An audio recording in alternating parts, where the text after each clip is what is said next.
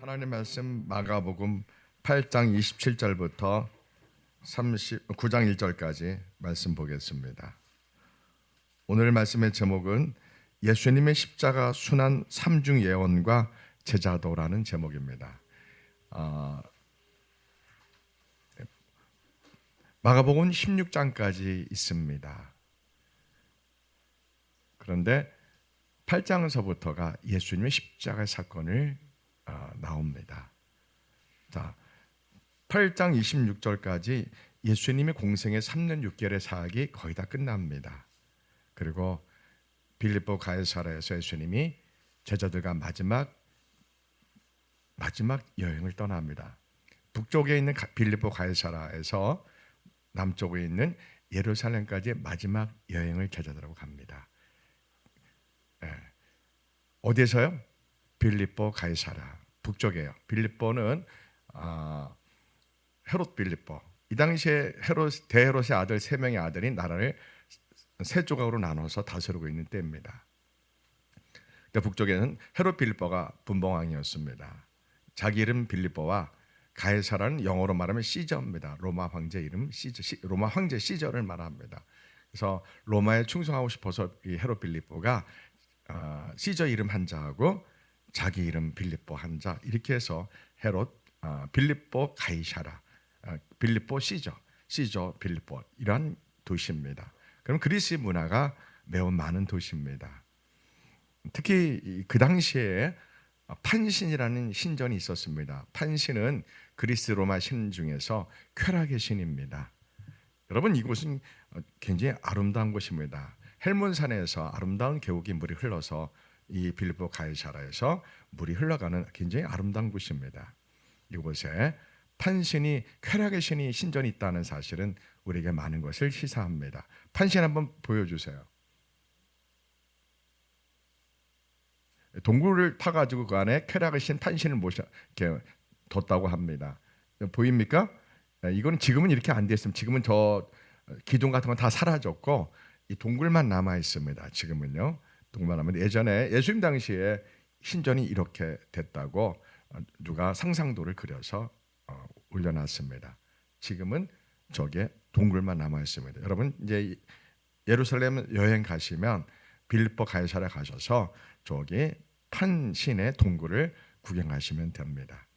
자, 저런 우상이 가득한 쾌락의 신이 있는 그러한 저곳에서 예수님이 제자들과 함께 여행을 떠납니다. 예루살렘으로요. 그리고 예수님이 여기서 물어봅니다.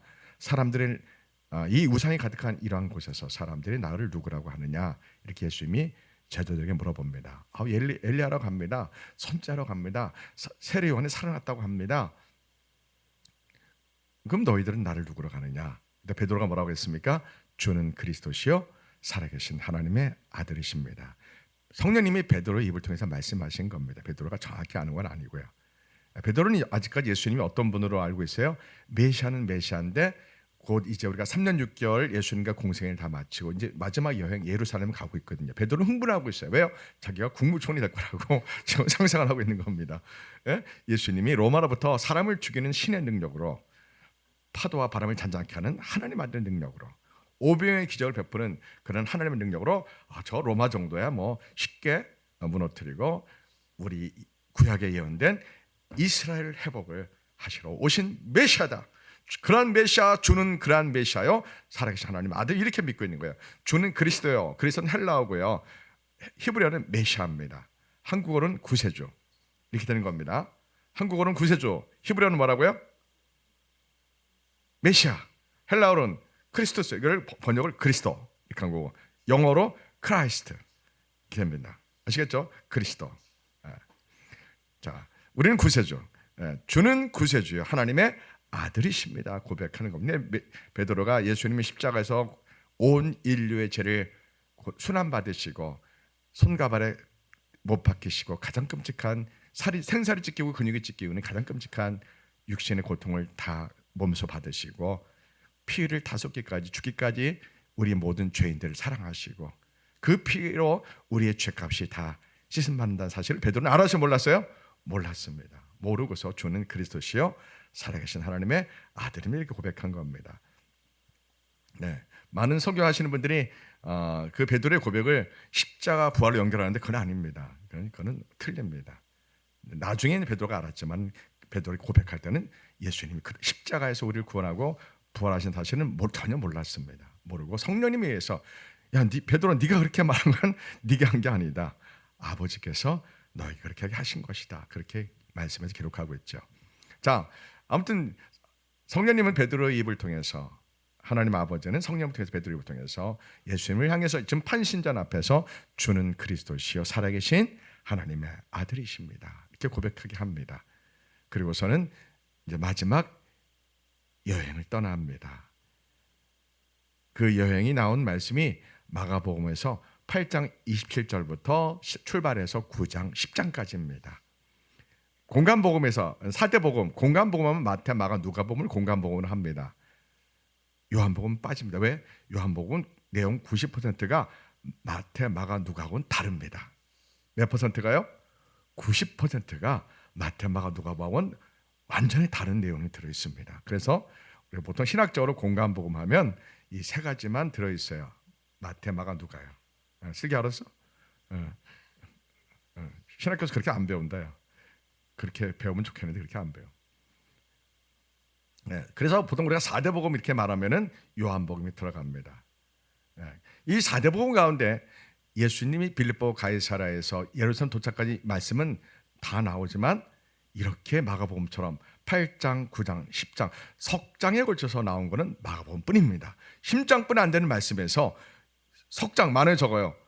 굉장히 많은 거죠. 굉장히 많은 부분을 할애하고 있는 거죠. 그럼 성령님이 이 말씀을 마가가 기록했는데 왜 이렇게 하셨냐 이거예요. 우리가 성경 읽을 때는 그렇게 왜 성령님이 이렇게 하셨냐 이렇게 읽으면은 성령님이 문장을 통해서 우리에게 전달하는 숨은 메시지가 있습니다. 그걸 우리가 찾는 걸 신학이라고 하는 겁니다. 그걸 뭐라고요? 그게 신학입니다. 원래요. 그리고 그 성경에 있는 배경, 왜 성경이 이렇게 구성되었는지, 왜 문장이 이렇게 구성되는지, 왜 그걸 우리가 찾아내는 겁니다. 자, 그러니까 16장뿐이 안 되는데 예수님이 마지막 제자 여행이 석장에 기록되어 있다. 16장뿐이 아닌데 그럼 몇 퍼센트예요? 3, 5, 15. 약 5분의 1 정도를 세상에 예수님의 마지막 제자 여행에 할애했다는 것은 성령님이 매우 강조한 의도적인 강조법입니다. 아시겠어요? 성경 읽을 때 앞으로 마가복음 8장 27절부터 10장까지는 이제 걷다 써놔요. 예수님이 제자들과 마지막 제자 여행이구나. 네. 아시겠죠? 네. 그럼 예수님이 무슨 말을 하실지 궁금해 안 궁금해요? 제자들에게 제자들과 마지막 제자 훈련 여행 중이에요. 그럼 예수님이 아주 중요한 얘기를 하시겠죠. 중요해요. 너무 중요하죠. 예.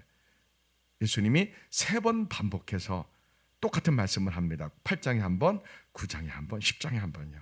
그게 뭐냐면 내가 예루살렘에 들어가면 장로들과 대제사장들에게 서기관들에게 고난받고 붙들려 십자가에 죽고 3일째 다시 살아날 것이다.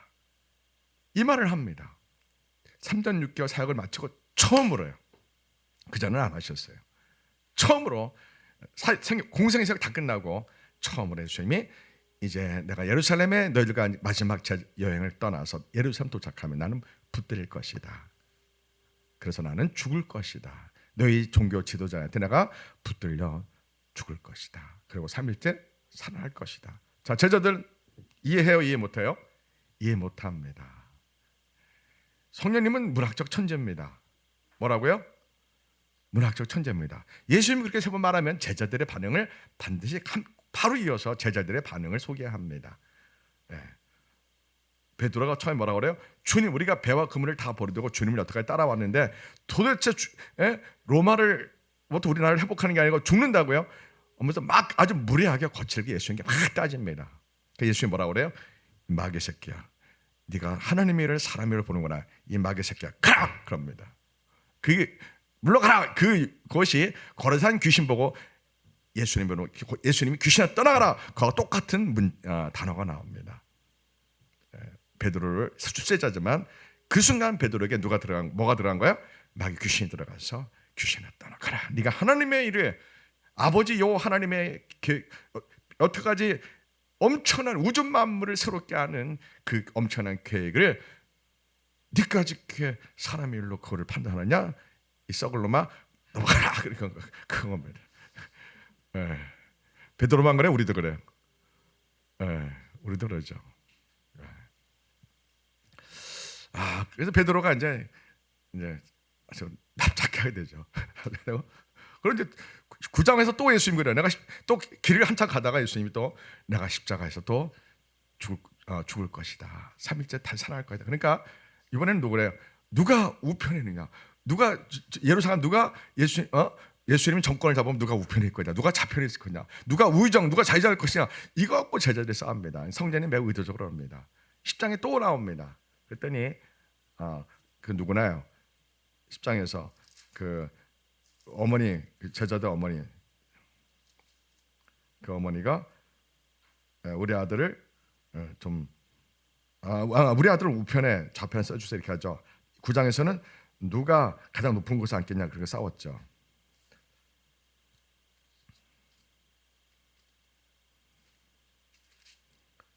예. 야고보 요한이 세베대 아들 야고보 요한이 우리가 우편에 좌편에 있기 원합니다. 그랬죠. 10장에 9장에서는 예수님이 내가 십자가 순환 얘기하니까 누가 예루살렘 들어가면 누가 제일 높은 곳에 예수님 다음으로 누가 제일 높은 데 앉겠느냐. 예수님은 지금 고난받고 죽으러 간다 하는데 제자들은 예수님은 정권을 잡을 거다. 왕이 될 거다. 누가 가장 높은 그 다음에 누가 높은 자리에 앉겠냐 이렇게 합니다. 예수님과 제자들의 생각은 동상이몽입니다. 서로 어떻게 이렇게 예수님은 아주 무겁고 신중하게 내가 예루살렘 가면은 고난받고 죽을 것이다. 그리고 3일째 살아날 것이다. 이걸 3번 순환 예언을 합니다. 그래서 신학적으로 매우 중요합니다. 예수님의 십자가 순환 3중 예언 이렇게 신학적으로 매우 중요하게 취급하고 있습니다. 여기만 그렇습니다. 마가복음 8장, 9장, 10장 여기만 그렇죠. 성경에서요. 매우 의도적이에요. 자, 마가복음 별명이 뭡니까? 마가복음 별명 십자가의 복음이라고 합니다. 그래서요. 8장에서부터 10장까지 십자가 가는 것만 쫙 나옵니다. 마가복음은 설교가 없습니다. 예수님의 행적과 사건만 나옵니다. 마태복음은 설교가 5편, 큰 설교가 5편 들어있는데 마가복음은 설교가 없습니다. 자, 성경을 알고 읽어야 돼요? 덮어놓고 읽어야 돼요? 알고 읽으셔야 돼요. 그래서 성경이 눈에 들어옵니다.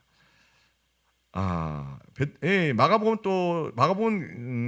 4대 복음 중에서 가장 먼저 기록된 말씀입니다. 마가복음이요. 제일 먼저 기록됐어요. 누가 기록했어요? 마가가 기록했고 누가 불러준 걸 받아 적은 거예요? 베드로가 불러준 걸 마가가 기록했습니다. 그래서 우리는 신학적으로 베드로 복음 이렇게 마가복음을 말합니다. 어디서 기록됐을까? 로마에서요. 로마에서 네로의 큰 핍박과 환란이 네로의 핍박이 곧 임박하기 직전에 베드로가 성령님이 알려주신 감동을 받고 예수님에 대해서 그동안에 구두로만 전해줬던 것을 이제는 문자로 베드로가 급하게 남기며 그는 곧 네로에 의해서 붙들려서 지하 감옥에 갇혀 있다가 바울과 함께 순교합니다. 그리고 이 복음을 우리가 읽고 있는 겁니다. 자, 그래서 마가복음 8장, 9장, 10장은 예수님의 십자가 순환 3번을 예언하셨다고 예수님 십자가 순환 3중 예언과 제자도록 합니다. 왜 제자도록 하냐면은 오늘 말씀 읽으면 예수님이 제자들에게 내가 고난받고 십자가에 죽을 것이다. 그리고 부활할 것이다. 얘기합니다. 예수님에게 제자들이 3번 예언하고 예수님이 그렇게 행하십니다. 사람들이 생각한 구원의 길 방법과 하나님 여호와께서 계획하신 구원의 경륜의 방법은 전혀 다른 거였습니다. 정말 충격적인 방법이었어요. 사람의 생각으로 상상할 수 없는 방법이었어요. 사람의 생각은 뭐예요? 하나님이 세상을 지으신 권능으로 악한 자들 싹 쓸어버리고 하늘에서 불과 그냥 번개와 홍수와 지진과 이런 걸 통해서 악한 자를 다 쓸어버리고 하나님을 두려워하고 하나님을 사랑하는 사람들을 통해서 하나님의 구원과 나라를 세우게 하는 것이 우리 생각이거든요. 근데 이건 우리 생각이고 사람의 생각. 하나님은 그렇게 안 하셨습니다. 하나님은 모든 사람을 다 사랑하십니다. 예수를 믿는 사람도 사랑하시고 예수님 믿지 않은 사람도 사랑하십니다. 우리가 자녀를 낳아보니까 그걸 알아요. 자녀를 10명 낳았다 합시다. 자녀를 10명 낳아야 돼요. 최소한 7명 이상 낳아야 돼요. 2명 낳아서는 하나님의 마음을 알기가 너무 부족해요. 오늘날 인류가 가장 큰 죄를 짓는 게 뭐예요? 자녀를 낳지 않는 겁니다. 이거를 교회가 못 가르쳤어요. 우리 때도 못 배웠어요. 그러니까 우리 선배 목사님들 너무 엉터리였어요. 자녀를 많이 낳으라고 성경대로 그렇게 가르치셔야 되는데, 제가 평생 교회를 다녔는데 어느 목사님도 자녀를 많이 낳으라고 설교한 목사님이 없었어요. 제가 어릴 때부터 수많은 목사님 설교를 들었는데, 목사님 그래 안 그래요? 예. 난 참 한국교회 생각하면 완전히 이방인 세계로, 이방인 사고로 성경을 읽어내고, 이방인들이 신앙을 세우고, 이방인들이 이방인 방식대로 예배를 드리고, 아니 성경의 주인이 따로 있는데 그냥 구약의 주인이 유대인입니다. 네, 물론 전체적으로 광의적으로 보면 다 온 인류가 보는 거지만, 실제 말씀을 구약을 맡긴 사람들은 누구예요? 이스라엘 유대인들입니다. 그럼 그들이 어떻게 성경을 읽어내는 거 한 번쯤 봐야 되는 거 아니에요? 우리 선배 목사님들이요. 근데 그냥 이방인 사고에 갇혀서 성경을 보고 해석하고 있는 겁니다. 예를 들어서 주 예수를 너희들은 가서 온 민족으로 제자를 삼아 아버지와 아들과 성령 이름으로 세례 베풀고 내가 너에게 분부한 모든 것을 가르쳐 지키게 하라. 이 말씀이 이방인 성경만 강조되는 게 아니에요. 이 말씀 안에는 부모가 자녀에게 먼저 제자 삼으라는 것이 너무나 당연하게 포함된 말씀인데, 이방인들은 이걸 전혀 구약을 바르게 못 읽어내서 이해를 못한 거예요. 자기 자녀는 팽개치고 그냥 이웃만 섬기다가 그 교회 다 망해버린 거예요, 전부 다. 예. 여러분, 자녀를 하나님의 사랑으로 정말 애틋하게 사랑하며 말씀을 함께 나누고 가르치고, 부모가 기도하는 모습, 부모가 말씀을 하는 모습을 자녀에게 보여주는 게 유대인의 위대함입니다. 지금도 그럽니다, 유대인들은요. 근데 이방인들은 종교 생활이 거의 종교 생활. 예수님 믿으면 가장 기본적인 특징이 뭡니까? 사랑이 풍성합니다. 사랑이 가득합니다. 근데 한국의 유교와 이 구약의 율법이 성격이 비슷합니다. 그래서 장로교 부모님들이 대부분 율법적으로 자녀를 아주 가르친 경우가 너무 많아요. 저도 그랬고 너무 많았습니다. 그러니까 오해게끔 해서 장로교에 가요. 저 장로교회 고시 출신이지만 아주 그냥 율법적이었어요. 고시식하고. 신앙은 말로 가르치는 게 아닙니다. 사랑과 먼저 내가 실천하면서 자녀에게 보여줘야 되는 것이 참 그리스도인의 모습입니다. 지식으로 가르치는 게 아니에요. 나의 성품, 나의 말, 나의 삶으로 내가 기도하는 모습을, 내가 성경 읽는 모습을 자녀에게 어릴 때부터 보여줘야 돼요. 저기 사진 보면은 유대인들이 뭘 입고 있어요? 이마에 테플린을 묶고 있고, 그리고 기도할 때 입는 이렇게 가운을 입고 있고, 밑에 이거를 이렇게 말씀의 술을 이렇게 붙잡고 기도해요. 왜 그러는 거예요? 시청각교회 자녀들 보고 왜 우리 엄마 아빠가 왜 기도할 때 저걸 입고 머리 저걸 둘러쓰고 왜 옷에 술을 왜 기도할까? 아이에게 생각하게 하는 거예요. 하나님께 기도하는 거란다. 하나님의 말씀을 이렇게 사랑하는, 이거를 시청각적으로 보여주려고 의도적으로 저렇게 하는 거예요. 종교적으로 하는 게 아니고요. 근데 우리 이방인들은 전혀 없어요. 자, 예수님 믿으면 가장 기본 특징이 뭐라고요? 사랑이 충만합니다. 이게 우리 이방인, 특히 한국 교회의 가장 부족한 점이에요. 예수님 믿으면 가장 우선적인 은사를, 무슨 은사를 받아야 돼요? 사랑의 은사를 받아야 돼요. 마귀의 자녀가 예수님 믿으면 하나님 자녀로 영적 신분이 바뀝니다. 그럼 여러분, 사람이 딴 사람이 된 거예요. 예수님 믿는다는 거냐. 이게 신학적으로 구원론적으로 개념이 정리가 안 되고 한국교회예요. 그냥 자기 입으로 예수님 믿으면 구원한다. 너무나 종교적이에요. 하이퍼 칼빈이즘은요. 예수님 믿는다는 건요, 마귀의 자녀, 지옥 가는 마귀의 자녀가 천국 가는 하나님의 자녀로 다시 태어난 거예요. 이걸 거듭해서 다시 태어났다는 뜻이고, 두 번째 태어났다는 거고, 영어로 born again, 한자로 중생인 거예요. 그러면 존재 방식이 예수님 믿기 전하고 믿는 후하고 똑같아, 틀려요? 완전히 틀립니다. 말하는 거, 성품, 모든 거, 세계관 완전히 근본이 달라집니다. 예수님 믿는 그 순간부터. 근데 이것을 하이퍼카메리즘은 예수님 자기 입으로 믿으면 이제 거듭났다고 선언해주고 이제부터 성화합니다. 이거 완전 웃긴 짜장이에요. 이론적으로 맞지만 실질적으로는 틀리다 이거예요. 그래서 한국교회는 구원론이 엉망진창에 혼재 있어요. 구원론 목사님들 눈 감고 구원론을 웨슬리, 칼빈, 루터, 하이퍼 칼빈이즘 알면 이거를 정확히 설명할 정도로 훈련돼야 되는데 그런 목사님을 찾기가 몇 명 안 돼요. 불행하게 한국교회는요. 장로교 칼빈이즘은 잘 알아요. 장로교 목사들. 그러나 장로교 칼빈이즘만 구원론 있는 게 아니에요. 왜? 이걸 몰라 이거를요. 왜 몰라요? 무식해서 공부를 안 해서 모르는 거예요. 공부를 하는데 그렇게 안 하는지 모르겠어요. 왜 목사들 공부 안 하는지는 정말 화따지가 나 진짜 아주. 예. 해리만 바비큐 책만 읽고 앉아 있고 있어요. 다른 책 얼마나 좋은 책이 많은데요. 자, 누가 그런 모습이에요? 바리새인과 예수님의 제자들이 그런 모습인 거예요. 예수님이 지금 십자가 순환을 말합니다. 자, 말씀 보세요. 굉장한 말씀을 하십니다. 보세요.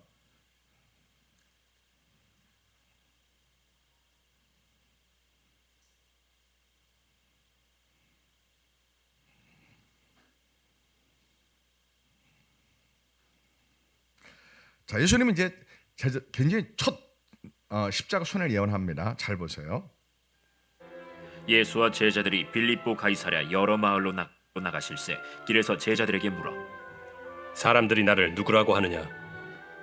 세례 요한이라 하고 더러는 엘리야, 더러는 선지자 중에 하나라 하나이다. 너희는 나를 누구라 하느냐? 베드로가 대답하여 이르되 주는 그리스도시니이다. 이에 자기의 일을 아무에게도 말하지 말라 경고하시고 인자가 많은 고난을 받고 장로들과 대제사장들과 서기관들에게 버림받아 죽임을 당하고 사흘 만에 살아나야 할 것을 비로소 그들에게 가르치시되 드러내놓고 이 말씀을 하시니 베드로가 예수를 붙들고 항변하매 예수께서 돌이키사 제자들을 보시며 베드로를 꾸짖어 사탄아, 내 뒤로 물러가라. 내가 하나님의 일을 생각하지 아니하고 도리어 사람의 일을 생각하는도다. 무리와 제자들을 불러 이르시되 누구든지 나를 따라오려거든 자기를 부인하고 자기 십자가를 지고 나를 따를 것이니라. 누구든지 자기 목숨을 구원하고자 하면 잃을 것이요 누구든지 나와 복음을 위하여 자기 목숨을 잃으면 구원하리라. 사람이 만일 온 천하를 얻고도 자기 목숨을 잃으면 무엇이 유익하리요? 사람이 무엇을 주고 자기 목숨과 바꾸겠느냐? 누구든지 이 음란하고 죄 많은 세대에서 나와 내 말을 부끄러워하면 인자도 아버지의 영광으로 거룩한 천사들과 함께 올 때 그 사람을 부끄러워하리라. 제9장 내가 진실로 너희에게 이르노니 여기 서 있는 사람 중에 죽기 전에 하나님의 나라가 권능으로 임하는 것을 볼 자들도 있느니라. 아멘. 자, 오늘 예수님 하신 말씀은 가장 중요한 말씀 중에 하나입니다. 예수님이 뭐라고 좀 하셨어요? 누군지 나를 따라오려거든 자기를 부인하고 자기 십자가를 지라 합니다. 그 전에 예수님 무슨 말씀하셨어요? 나는 인자가 많은 고난을 받고 장로들과 대제사장들과 서기관들에게 버림받아 죽임을 당하고 사흘 만에 살아나야 할 것을 비로소 처음으로 제자들에게 가르치십니다. 자, 제자들은 받아들여요? 안 받아들여요? 안 받아들입니다. 우리가 곧 로마로부터 3년 6개월 동안 배와 그물을 벌어두고 부모도 다 모시는 거 다 내려놓고 우리가 예수님만 따라왔는데 이제 와서 죽으시겠다고요? 이해가 안 됩니다. 근데 예수님이 그래서 베드로가 예수님께 아주 거칠게 무리하게 막 대듭니다. 대드는 건 무리하게 항변하는 게 아주 고상한 번역입니다. 아주 거칠게 예수님께 대든다는 거예요. 버릇 없이요. 그랬더니 예수님이 혼내키신 거예요. 사탄아, 내 뒤로 물러가라. 이것이 걸어산 귀신이 뭐고 귀신아 물러가라, 떠나가라. 똑같은 헬라어 단어입니다. 그렇게 똑같이 취급한 거예요. 베드로에게. 그렇게 하면서 내가 하나님의 일을 생각하지 아니하고 도리어 사람의 일을 생각하는구나 합니다. 참 중요합니다. 우리가 신앙생활 할 때 이걸 참 주의해야 돼요.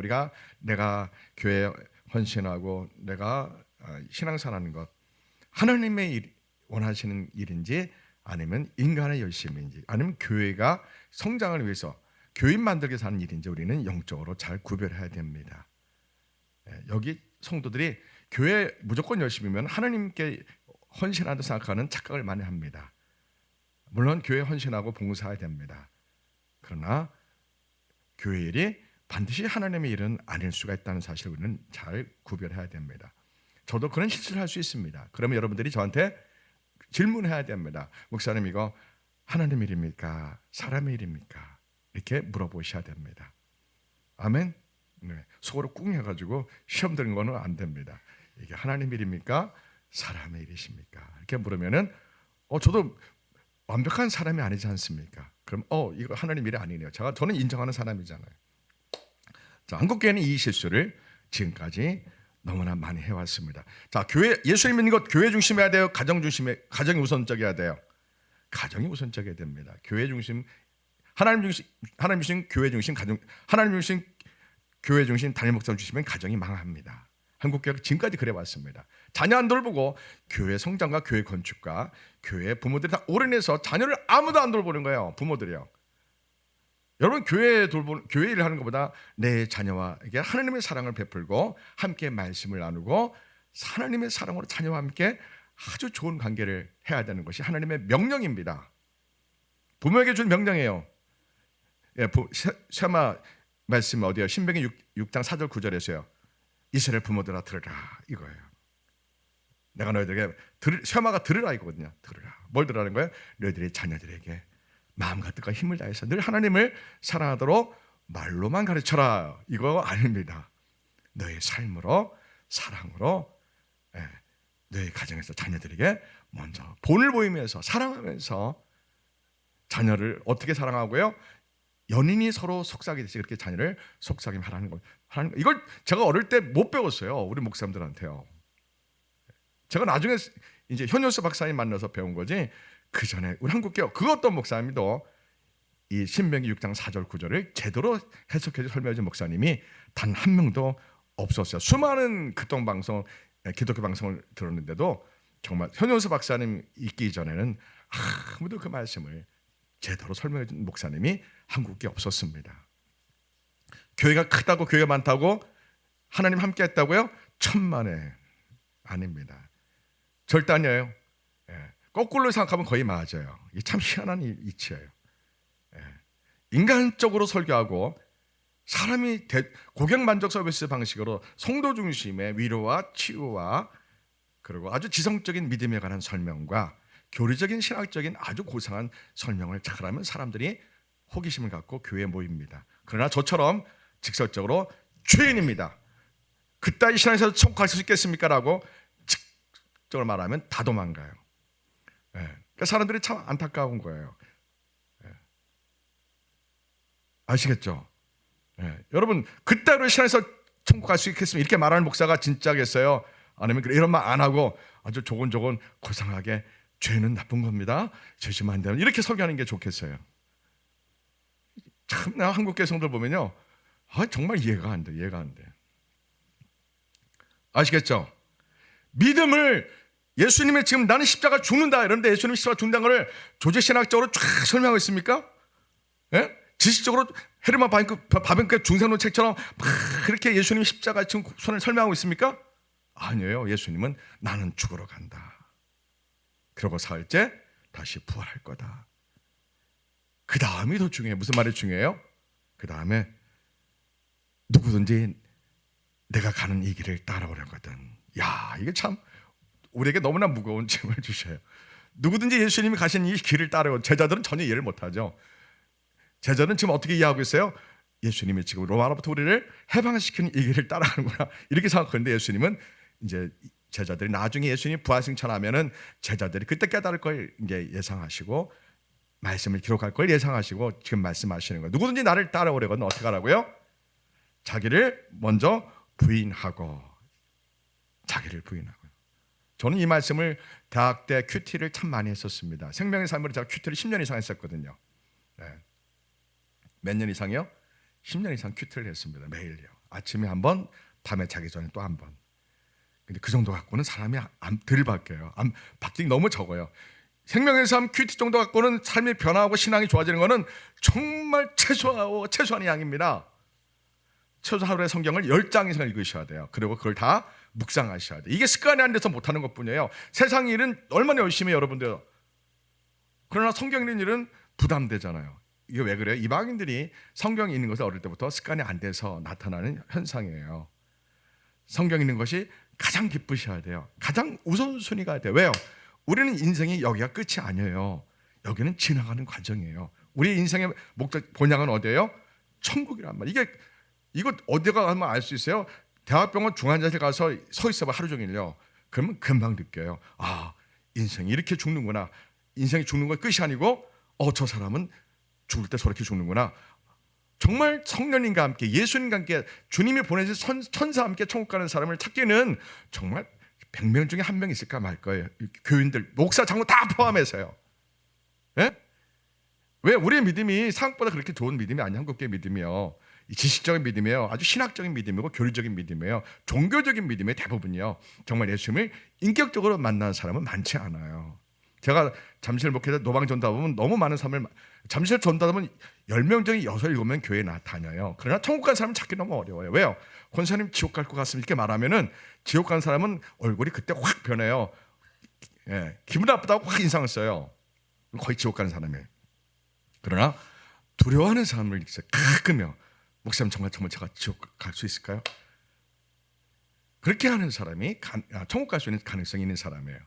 그러나 제가 일부러 제가 해볼 때가 있어요. 일부러 온누리교회나 사랑교회 권사님들 만나면 권사님 지옥 갑니다 이렇게 말하면 아주 얼굴에 인상을 팍 쓰고서 그냥 험한 말하고 그냥 떠나가요. 거의 지옥 가는 사람들이에요. 아시겠어요? 예. 여러분, 우리는 인생의 목적이 천국이에요. 천국. 금방 가요. 금방 천국으로 이사 가는 거예요. 우리가 시간은 그렇게 길지 않아요. 여러분 운전하다가 언제 죽을지 아무도 모르는 거예요. 하나님만 아시는 거예요. 여러분, 죽는 건 선착순이 없어요. 언제 죽을지 아무도 몰라요. 그러니까 오늘 당장 내가 죽을 수 있다고 생각하고 인생을 살아야 되는 거예요. 그래야지 진짜 신앙생활 할 수가 있어요. 여러분, 저기 암 진단을 종합 진단 받는데 이상합니다. MRI 찍어봐야 될 것 같습니다. 하면서 MRI 찍고 기다리는 시간을 겪어보세요. 얼마나 초조한지 몰라요. 내 인생을 전체를 돌아봐요. 그때 기도하게 돼요. 하나님, 제가 만약에 암이 아니라면 예수님 정말 잘 믿겠습니다. 이렇게 대부분 그렇게 약속을 해요. 그래 안 그래요? 근데 그렇게 하고 돌아와서 다 잊어버려. 금방 한 2, 3일 지나면 다 잊어버려. 그게 인간이에요. 이런 망각의 존재로 우리가 살지 않기 위해서는 뭘 해야 돼요? 방법은 딱 2가지예요. 날마다 말씀 보고 기도하는 거. 이 방법 외에는 우리는 망각의 존재예요. 금방 잊어버려요. MRI 그 사진 판독 나올 때까지 푸득푸득 떨면서 회개하면서 인생을 정리 한번 하거든요. 그러면서 내가 이번에 암이 아니라면 하나님 정말 잘 믿겠습니다. 세상 다 끊어버리고 죄짓는 거 다 끊어버리고 정말 하나님 기쁘시는 거룩한 삶을 살겠다. 우리가 정말 결심하거든요. 근데 병원에 가서 의사가 암이 아니네요 하면은 하면서 이제 금방 잊어버리죠. 그러나 암입니다 이러면 어떻게 돼? 사람들이요, 인생이 숙연해지죠. 암입니다 하면은 둘 중에 하나예요. 회개하는, 진짜 회개해서 예수님을 만나려고 그렇게 준비하는 사람이 있고, 아니면은 그냥 어떻게든 고쳐보려고 거기에만 병 고쳐달라고 하면 이것만 매달리는 사람이 있고, 이 둘 중에 하나로 반응합니다. 오늘 예수님이 뭐라고 했어요? 자기를 부인하랍니다. 누구든지 예수님을 따라오려면은 자기 자신을 부인하랍니다. 제가 10년 동안 큐티 말씀하면서 저는 이 뜻을 잘 이해를 못했어요. 이 부인을 뭘 의미하는? 첫째는 물론 내 자신의 욕망, 내 자신의 자아, 탐욕, 이 모든 걸 부인하는 거죠. 그러나 진짜 뜻은 뭐예요? 그 밑에 설명이 나오죠. 자기의 목숨을 예수님을 위해서 내려놓는 걸 말하는 거예요.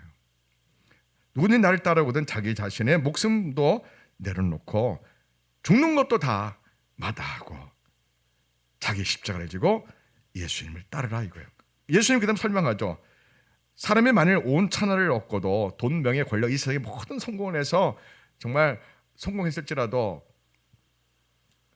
죽으면 무엇이 의미가 있겠냐고요. 사람이 무엇을 주고 자기 생명과 바꿀 수 있는 게 이 세상에 무엇이 있겠냐고. 아무것도 없다 이겁니다. 누구든지 이 음란하고 죄 많은 세상에서 나와 내 말을 부끄러워하면 인자도 아버지 영광으로 거룩한 천사들과 함께 올 때에 그 사람을 구원하리라 이겁니다. 그러나 이 죄만큼 음란한 세상에서 하나님의 말씀을 부끄러워하면은, 그러니까 하나님의 말씀대로 그게 자기 자신을 부인하고 예수님의 십자가 길을 따라가지 않으면 예수님이 다시 오시는 그날 그 사람을 버리신다는 겁니다. 유기한다는 겁니다. 버리신다는 겁니다. 예수님 말씀은 감상적으로 미사학을 써서 아름답게 전하지 않습니다. 야, 너희들 나를 정말 믿고 싶으냐? 정말 내가 메시아로 그리스도를 믿고 영원한 생명을 얻고 싶으냐? 구원을 얻고 싶으냐? 그러면 자신의 모든 것을 다 부인하라. 날마다 부인하라. 내 생명을 너 다 죽는 것도 다 각오하고 예수님이 걸어갔던 십자가 길을, 자기 십자가를 지고 십자가 길을 걸으라 이거예요. 따라오라 이거예요. 예. 예수님은 아주 직설적으로 그냥 그대로 하신 거예요. 뭐 아름답게 설명하지 않아요. 신학적으로 설명하지 않아요. 구약에 있는 내용 갖고 얼마든지 신학적으로 설명할 수가 있어요. 랍비처럼. 그러나 예수님은 그렇게 안 해요. 너희들이 나를 따라오고 싶으냐?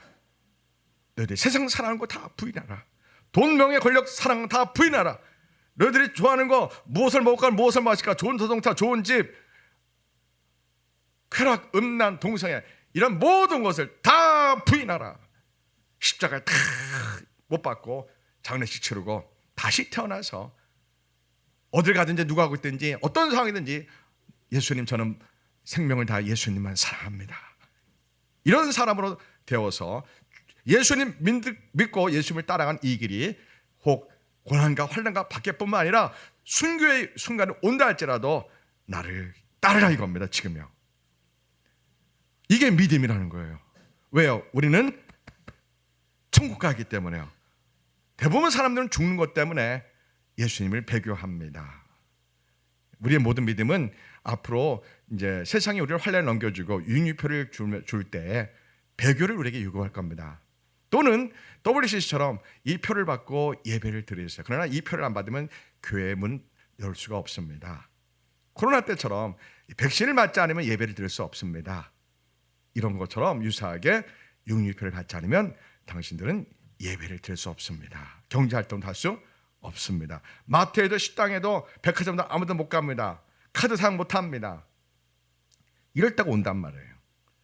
코로나는 너무 우리에게 귀한 거예요. 그보다 더 강력하게 오는 거예요. 이제 이 마지막 때 디지털 독재 시대가 온다고요. 요한계시록을 보면 다니엘서 이런 말씀 보면은 이 세상이 마태복음 특히 24장 보면 예수님 우리를 환란에 넘겨준다 그랬어요. 이건 기정사실입니다. 근데 무천설을 믿는 장로교 목사들은 이거 다 상징입니다. 다 세계 1차 대전, 2차 대전, 그리고 스탈린, 그리고 모태똥, 김일성에서 다 이게 이미 이루어졌습니다. 다 상징입니다. 하고 영적 긴장감을 못 갖게 해요. 이건 완전히 마귀가 하는 작전이에요. 깨어있지 못하게 해요. 영적 긴장감을 갖지 못하게 해요. 다 상징입니다. 이게 합신측 장로교, 총신 장로교 이쪽에서 주장하는 무천설이 대부분 이걸 믿어요. 제가 봤어요. 어떤 목사님들이 무천설을 믿을까? 어떤 목사님들이 저처럼 역사적 전천설을 믿을까? 제가 목사님들을 쫙 봤는데 공통점이 특징들이 있어요. 성령 받지 않은 목사님들은 대부분 무천설을 성도들에게 설교합니다. 네, 대부분요. 네, 그런 사람이 또 대부분 헤르만 바벤케 책을 좋아합니다. 헤르만 바벤케 책이 되게 은혜롭고 좋아요. 네, 근데 그런 특징인 걸 제가 많이 봤어요. 그런 목사님들이 대부분 하이퍼 칼빈주의 구원론을 갖고 있습니다. 신기하게 서로 이렇게 연결되어 있습니다. 그러나 저처럼 역사 전체를 외치는 목사님들은 구원론을 엄격하게 요구합니다. 그따위 신앙생활에서 천국 가겠습니까? 라고 저 같은 목사는 과감히 말합니다. 권사님 지옥 갑니다. 예수님이 그 정도 차원이 아닙니다. 예수님 믿는다는 것은 존재 방식이 완전히 바뀌는 겁니다. 이게 믿음입니다.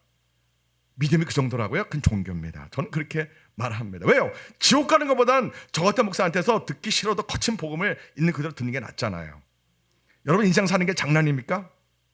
한 번뿐이 없습니다. 우리가 지나간 시간 다시는 안 돌아옵니다. 인생은 리허설이 없습니다. 인생에 리허설 한 번 있으면 괜찮을 것 같아요. 한 번 마음대로 살다가 이 막에서는 신앙생활 잘하고 이렇게 살면 좋겠는데 인생은 리허설이 없어요. 연습이 없어요. 한 번이면 끝이에요. 그러니까 예수님을 적당히 믿을 수가 없는 거예요. 왜요? 지금 적당히 믿는 게 10년 후도 똑같아요. 내가 10년 전에 어떤 성도를 보면 지금도 똑같아요. 믿음이.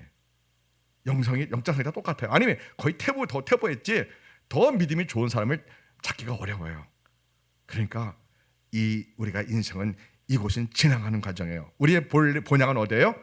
천국이에요. 천국이요. 그 천국이 있기 때문에 주기철 목사님, 손양 목사님들이 신사참배하지 않고 주기철 목사님 6년 동안 고문받으며 평양 가면서 고문받으며 그렇게 믿음을 지키다가 일사각오로 믿음 지키다가 순교하신 거고요. 몸이 약하셔가지고요. 손양원 목사님은 이제 여수 감옥에서 5년 동안 옥고를 치다가 40은 해방되어서 풀려난 거예요. 네. 목숨 죽는 거 두려운 건 모두 다 똑같아요. 다 죽는 거 두려워요. 그런데 손양원 목사님 무슨 말 했다고요? 사람이 예수님 우리가 예수님 믿는 거는 잘 살기 위해서 믿는 것이 아니라 잘 죽기 위해서 믿는 겁니다. 야, 이게 정말 정답입니다. 예, 손양원 목사님 인민군에 와가지고 애양원을 왔어요. 한센병 환자 1,000명, 600명 가량 있어요. 한센병 환자들인데 이 담임 목사님이 혼자 도망간다기 말이 돼야 한대요. 장로들이 목사님 잠깐 피하다가 다시 오는 겁니다. 이렇게 목사님을 설득해서 목사님이 바닷가 배까지는 탔어요. 사진이 있어요. 배까지 탔는데 목사님이 다시 내리는 거예요. 왜 내리는 거예요? 근데 유명한 말씀을 하셔요. 이 세상에 내가 피할 피난처가 어디 있겠습니까? 나의 피난처는 예수님뿐이 없습니다. 야, 이 진리를 말합니다. 이 세상에 내가 피난처가 어디 있겠습니까? 나의 피난처는 나의 예수님의 피난처뿐이 없습니다. 무슨 신앙입니까? 순교자의 신앙입니다. 오늘 예수님이 제자들 보고 말해요. 제자들은 예수님과 예루살렘 가면은 우리가 높은 예수님이 로마로부터 우리 이스라엘을 회복시켜서 예수님 왕이 되고 우리는 장관이 될 거야. 우리는 국군 총리가 될 거야. 이렇게 들떠있는데 예수님이 말합니다. 내가 십자가에서 고난받고 죽을 것이다. 3일째 다시 살아날 것이다.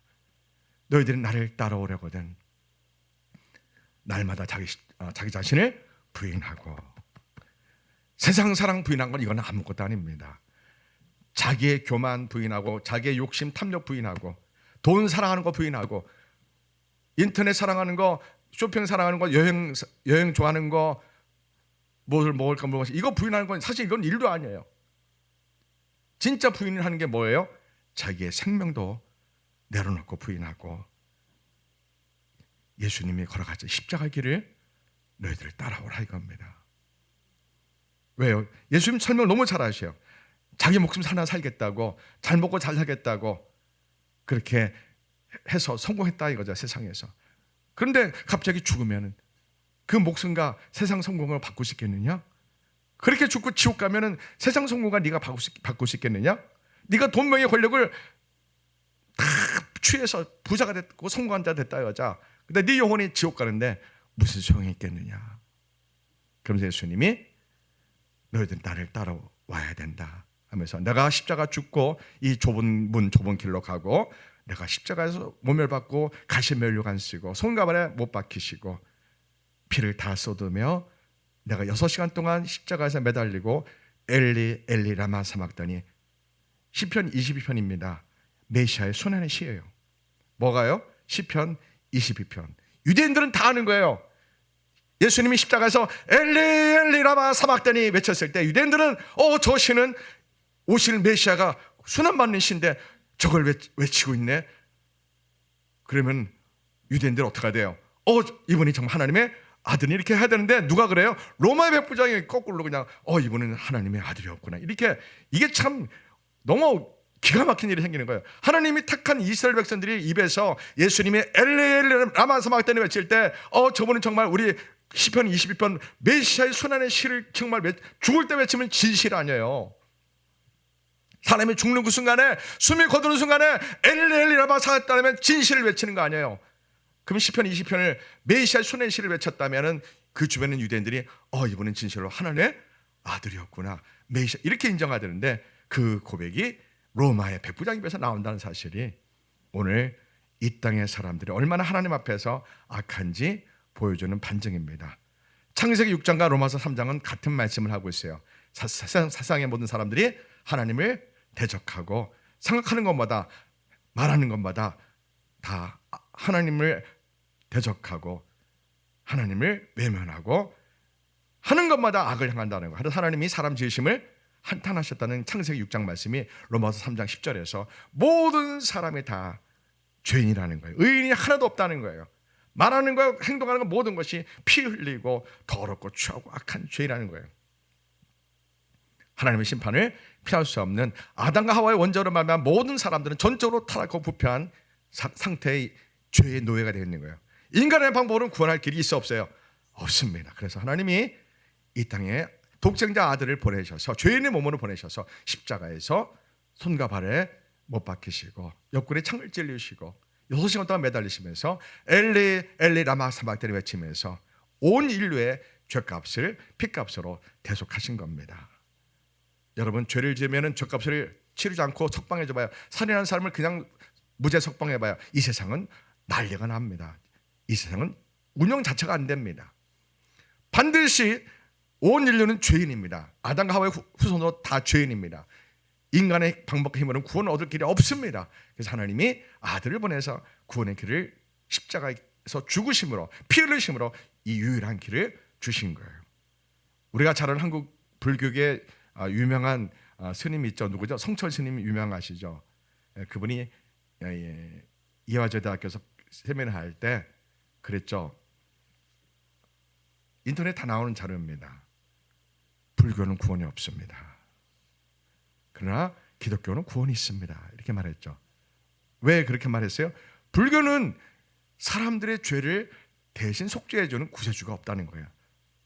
그러나 기독교는 예수님이라는 분이 온 인류의 죄값을 대신 속죄해주, 십자가 고난받고 피 흘리사 대신 죄값을 치르시는 구세주가 있기 때문에 기독교만 구원이 있다고 그렇게 말했죠. 그때 여학생이 질문했죠. 스님 지금이라도 예수님 믿으시죠? 그랬더니 나는 이미 늦었습니다. 나는 지옥불에 떨어져야 됩니다. 굉장히 철학적이고 문학적으로 말하고 그분은 지옥으로 가셨죠. 그런데 그분 참 정직한 스님이었어요. 여러분, 세계의 모든 종교에서 우리 기독교만 참 진리입니다. 예수님이 하나님의 아들이 이 땅에 오셔서 십자가에서 우리의 모든 죄값을 피 흘리시며 죽기까지 십자가 피로 지불하신 거예요. 죄의 세력에게 합당의 죄값을 우리의 죄값을 지불하시고 내가 죽어야 될 내가 받을 십자가 형태로서 예수님이 대신 그 끔찍한 고통을 당하시고 죄값을 내 대신 지불하신 속죄의 대속은혜를 베풀어 주신 겁니다. 우리가 그 예수님을 나의 주님, 나의 하나님의 아들, 나의 하나님, 나의 구세주, 나의 그리스도를 믿고 우리가 제사함 받고 영원한 생명을 얻는 크리스찬이 된 겁니다. 그래서 이렇게 감사 예배를 드리고 있는 겁니다. 그러면은 우리 존재 방식이 세상 사람하고 같아야 돼, 틀려야 돼요. 완전히 틀려야 돼요. 비슷해서는 안 돼요. 약간만 다르서 안 돼요. 종교적인 언어만 사용해서는 안 돼요. 완전히 물과 기름처럼 존재 방식이, 성품이 말하는 게 완전히 달라야 됩니다. 완벽한 걸 말하는 게 아닙니다. 근본이 달라야 됩니다. 세계관이 완전히 달라야 돼요. 이게 예수님의 삶에 믿는 자의 모습이에요. 근데 한국교회가 이것을 제대로 정확하게 못 가르쳐주고 있는 게 너무 슬프고 안타까운 일이에요. 대부분 종교입니다. 한국교회는요. 왜요? 참 죄송하고 저 교만스럽게 들겠지만 여러분, 대형교 목사님들 설교 유튜브 다 들어보세요. 그분들 구원론 없어요. 구원론을 제대로 훈련되고 공부한 사람이 없어요. 현재 유명한 스타 목사님은 대형교 목사님 가운데 이 구원론 하나 제대로 똑바로 된 사람들이 없어요. 이게 한국교회 현실입니다. 한번 이 유튜브를 통한 대형교회 성도 여러분, 담임 목사님 찾아가서 눈 감으려 한 다음에 루터 칼빈 웨슬리 구원을 설명해 보세요. 말해 보세요. 못해요. 왜 그런 교회를 나가요? 이건 기가 막힌 한국교회 현주소입니다. 말씀을 정리합니다. 예수님은 나를 따르려면 목숨을 내려놓을 수 있겠느냐? 내가 십자가 죽은 이 길을 너희들 같이 갈 수 있겠느냐? 이렇게 제자들에게 지금 3번 말합니다. 제자들은 이때 이해 못했어요. 그러나 예수님 정말 십자가에서 고난받고 죽으시고 부활하시고 40일째 승천하신 이후에 제자들은 모두 그때 깨달은 거예요. 주님이 빌립보 가이사랴에서 예루살렘 가는 그 마지막 길, 그 길에서 말씀해 주신 날마다 자기 십자가를 지고 자기 자신을 부인하고 십자가를 지고 주님이 걸어가셨던 십자가에 죽으신 길, 그리고 다시 살아나는 그 부활의 길, 이 길을 우리 보고 따라오라고 가르쳐 주셨구나. 이것이 십자가의 제자도구나. 우리가 이 길을 가자. 우리의 힘으로 안 되니까 성령의 불을 받고 능력 받고 우리가 예수님처럼 우리도 그 길을 좁은 문을 들어 좁은 길을 가서 우리도 죽자. 우리도 예수님처럼 죽자. 이게 그 말씀이고, 그리고 우리도 똑같이 그러한 신앙을 가져야 돼요. 십자가에서 우리가 예수님과 함께 이 길을 좁은 길로 걸어가서 우리도 십자가에서 죽어야 돼요. 어떻게 죽어요? 내 부모로 물려받은 모든 기질과 세상 사랑, 내 사고방식, 내 자기중심적인 인생관, 이 모든 걸 십자가에서 완전히 죽고요, 성령님에 의해서 다시 태어나는 것부터 시작을 해야 돼요. 그리고 성경을 그때부터 몇 번 읽어야 돼요? 그때부터 100독을 읽어야지, 그때부터 10년이 돼야지 진짜 크리스찬 되는 것을 제가 임상적으로 경험해 봤어요. 교회 다니고 10년은 초신자예요. 거듭나서 불을 받고 예수님 인격자를 만나고 눈물 콧물 흘리며 5분 10분 기도했던 사람이 3시간 4시간 기도한 사람으로 확 바뀝니다. 그럼 무슨 특징이 있다 그랬어요? 저 들에 있는 꽃과 나무가 하나님을 찬양하고 있었는데 그것을 비로소 알게 됩니다. 야, 이 꽃이, 저 나뭇잎들이 하나님을 찬양하고 있었구나. 나만 몰랐었구나. 내가 영의 눈이 열리지 않아서 나만 몰랐었구나. 이걸 그때서 깨닫게 됩니다. 그때부터 성경을 100독 정도 읽으면 이제 진짜 그리스도인이 되는 그러한 수준에 가게 됩니다. 할렐루야. 어렵지 않습니다. 여러분이 훈련이 안 돼서 안 해봐서 어렵게 부담되는 거지, 딱 하면은 쉽습니다. 어릴 때부터 성경 읽는 것이 습관이 안 되고 어릴 때부터 하나님을 사랑하는 것이 습관이 안 돼서. 여러분들이 예수님 만나면 어떤 특징이 있어요? 내게 은혜가 충만한 어떤 특징이 있어요? 하나님 소리만 들어도, 예수님 소리만 들어도 가슴이 짠하고 찬양할 때 나도 모르게 두 손이 올라가는 거예요. 아멘. 이거 누구 보라고 올리는 거 아니에요. 이 하나님의 은혜가 너무 감격스러워서 나도 모르게 손이 올라가는 거예요. 이 은혜가 여러분 모두에게 임해야 됩니다. 우리는 주기철 목사님, 손야 목사님, 우리의 신앙의 롤 모델입니다. 죽으면 죽으리라. 세상을 따라가면 안 되고 세상을 사랑해도 안 됩니다. 내 자신도 사랑해서는 안 됩니다. 내 목숨도 사랑해서는 안 됩니다. 예수님 사랑하는 거, 예수님이 가신 그 길을 따라가기 위해서 우리 목숨도 초기와 같이 포기할 수 있는 순교자가 될 수 있는, 아무나 모두 다, 우리 교회는 반드시 마지막 때가 되면 순교자 아니면은 주님이 여러분들을 안전하게 피할 길을 주실 겁니다. 어떤 때에서요? 환난 당하는 가운데 여러분을 피할 길을 주실 겁니다. 그 길로 주시든지 아니면 우리 모두 저를 따라와서 순교의 길을 가든지 그런 각오로 신앙생활을 합시다. 아멘. 기도하겠습니다. 하나님 아버지, 사순절 4번째 주일 말씀을 전합니다. 예수님이 제자들에게 십자가의 순환의 말씀을 3번이나 반복했는데 제자들은 이해하지 못했습니다. 오늘 우리도 예수님 십자가는 지식적으로 알지만 영적으로 눈이 열리지 않아서 입술로만 조여자는 우리의 신앙의 모습을 돌아봅니다. 회개합니다. 회개는 말로만 하는 것이 아닙니다. 예수님의 보혈 앞에, 십자가 피로 나를 씻어달라고 울부짖어야 됩니다.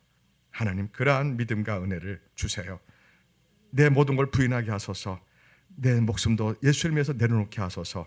우리 모두가 순교자가 되기 원합니다. 그러한 신앙 되기 원합니다.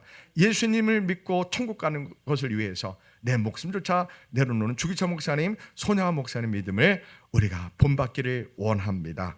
성령님 도와주세요. 성령님의 능력으로 죽음도 두렵지 않은 믿음을 갖게 해주세요. 그러한 자들, 예수님의 멍에를 메고 언제나 온유하고 겸손합니다. 그런 자들 날마다 기도할 수밖에 없습니다. 날마다 말씀 읽고 예수님을 만날 수밖에 없습니다. 하나님, 나의 신앙이 지금 병들어 있는지, 내 신앙이 지금 세속적인지 돌아보고 회개하여 예수님께 돌아가서 순교자의 신앙으로 되게 주옵소서. 예수님 이름으로 기도합니다.